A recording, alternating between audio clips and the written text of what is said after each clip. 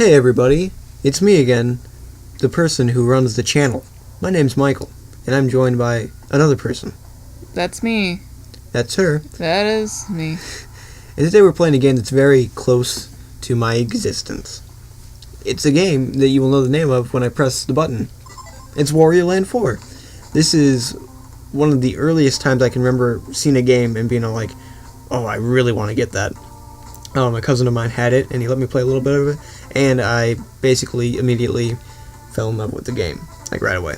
So this is a really good game. I've loved the Wario Land series. I mean, it's kind of rocky. The second and third game especially are kind of low points for me, but the first and fourth games are some of my favorite platformers of all time, and I consider this maybe the best original platformer for the Game Boy Advance. And they're staples of handheld, so I feel like we should try it out. So up here I was just sort of messing around with it for a little bit, but here we have a new game, so we can play that one. Alright, good? Sound good? Sounds good. Alright, so let's do it.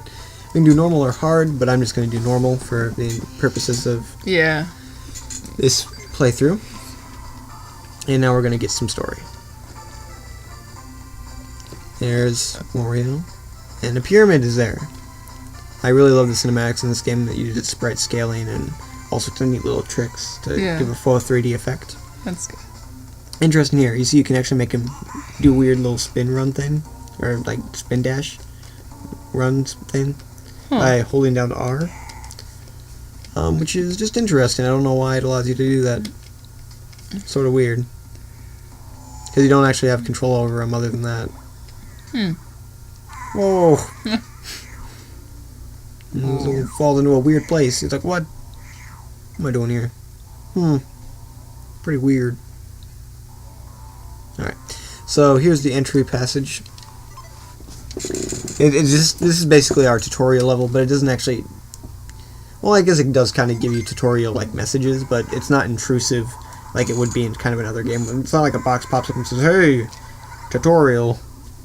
But you'll sort of see that as we go on. First of all, I really do like the graphics in this game. This first level doesn't necessarily do them justice because it's kind of bland, but just the way that everything is drawn is very nice.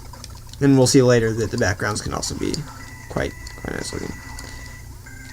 These are like the Goombas of the game, essentially. I don't know what their names are. But, Weird nose. Yeah. They don't really hurt you. They just sort of bump into you and are like, hey. Oh. Hey, buddy. That's really cute. And then you murder them in cold blood. Jeez. So, Mario conventions are here, pipes and everything like that, Little Goomba guys. Now, does Mario ever show up in this game? I don't believe Mario shows up in this game. Oh, well, kinda. If I remember, he sort of shows up, like, very sort of briefly. But it's more like a cameo than any sort of, like, actual... Yeah. So yeah, these are the tutorial signs, I guess. They just sort of show you what you can do. You can use B to do a charge. You can hold down R to do a crazy thing. I believe that's in the next room. Or, I don't know.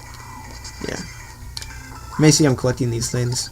These are sort of a collectible you have to find in each level, and they allow you to enter the boss room eventually, essentially. Here's our Super Dash, doing that. As you can see, I'm pretty used to the controls already, because I played a ridiculous amount of this game when I was younger. And probably an unhealthy amount, I imagine. There's diamonds. You like diamonds.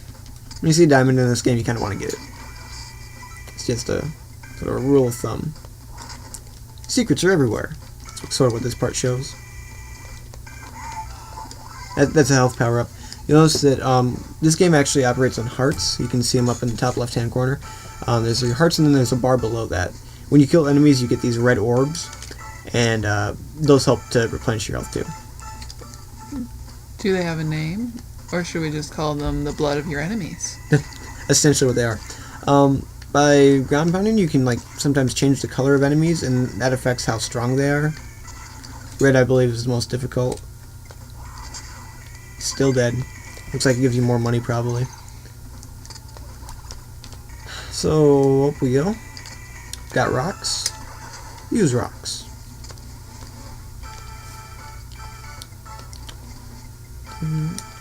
So, also like the music. This is also isn't the best track in the game, but it definitely sets a tone for what you can expect. And by that I mean you don't really have much to expect because honestly the music is really varied and different, and it's sort of doesn't necessarily need to go with any theme. So pretty cool. Here's a key. You need them to complete the levels. Is that like a little ghost bird guy with a key for a nose? Yeah, I like him a lot. I don't know why. He's just cool, I think. Yeah. So you're also collecting money too. I mean, that's the Wario thing. Is that basically the main goal of this one too? To collect money, not so much. It's definitely something you kind of want to do, just because I think it allows it opens up options for stuff. But I mean, this game is just more focused on collecting other things, I think, more than anything, and more straightforward level progression. If you played the Wario Land series prior, I'm just gonna sort of take a side real quick here. The first game is very much your basic platformer. You know, it's go left to right, get to the end.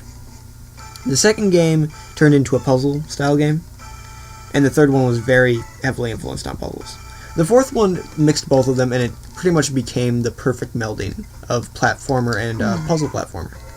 You know, just action platform, puzzle platformer. And we'll see that more as we go on. The fifth game I don't know actually too much about. I probably should play it sometime. I own it. But yeah, you hit these frogs. They're sort of an end of the level. Then you're looking forward to. So then you go through the portal, and you get to see these cool effects.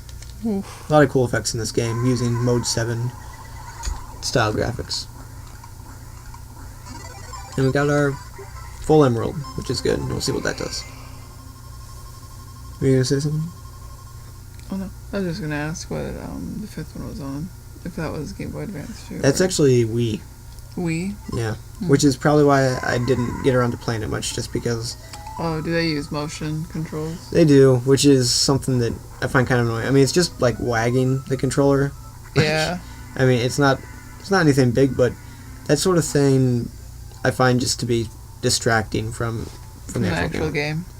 So there's also the mini game shop. We found the crystal thing. Yeah. I don't know what you want to call it. So we unlocked the mini game shop and the boss level. So here at the minigame shop, you can use the money that you have accumulated to be able to play various minigames. You got Wario's Home Run Derby, the Wario Hop, and Wario's Roulette. Are these exclusive to this game? Yep, to my knowledge. And what you do is you use these tokens to be able to buy weapons to fight the bosses, if you want to. Huh. You don't need to, you can beat the bosses without them, but it's just like if you want to do it quicker, Yeah. you kind of have to. You know what, I'll just play one real quick just to show what it's like. Wario Hop's probably my favorite. It's kind of weird. So here it is. Minigames, of course, are something that Wario would eventually become sort of famous for. That'd be his shtick as time went on. So. WarioWare? Oh, jeez, I lost really quickly. Yeah, WarioWare and Game & Wario now. That was pathetic, so I'm going to try again and be less pathetic. No guarantees, though. I also really like this music. I like the way it runs to the music. Yeah. Alright. So silly. Is that an old man? I don't know what that guy is, but he shows up a lot, and we'll see him a lot later.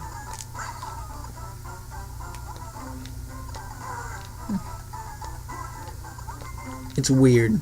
It is. Wario is very weird, and I think that's why he's sort of appealing in a lot of ways, too.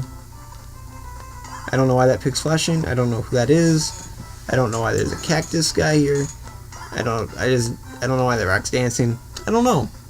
But if you're asking why in this game, then you're missing the point, and you're missing out on fun. Because that's what this game is full of. So yeah, we're collecting, if you look up in the top left-hand corner, that shows you how many tokens you've accumulated for this round so far. And I've accumulated one. And yeah. Can this game go on forever? I believe so, but I assume around 999, it'll probably stop mattering. So Probably just give up at that point, I imagine.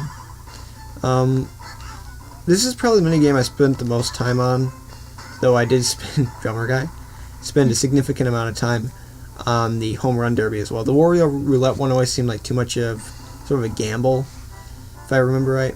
So, got dead. Oh, he's eating one of those rice. Yeah. Oh, that's cute. Got a new high score. Okay, we'll take a look at more of those as time goes on.